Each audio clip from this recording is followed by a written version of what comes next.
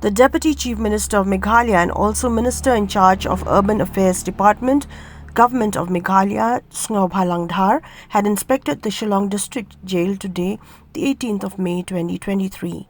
Speaking to reporters after the inspection, Sniawbhalang Dhar informed that the state government had recently taken a decision to relocate the district jail to New Shillong Township.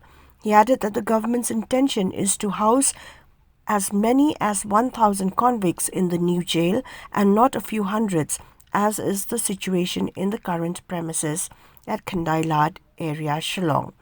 Also, a mutual agreement to the exchange of location between the district jail and the Urban Affairs Department had also been confirmed, informed the Urban Affairs Minister. Today I visit the jail, so we have decided to shift the jail from the city to the New Shillong. That is broad.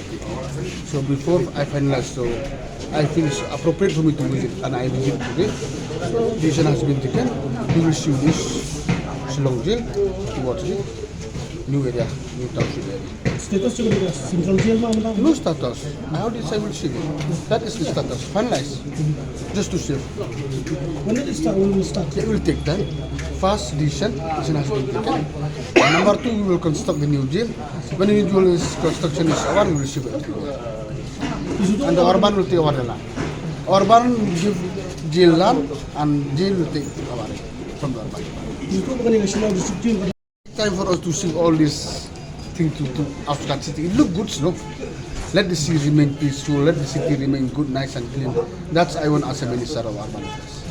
Yeah, normal visit as a transport minister. So I just want to update this project. I'm very happy the projects went very smoothly and I have progress. And I will try to make sure. that within 2 years this building should be handed over.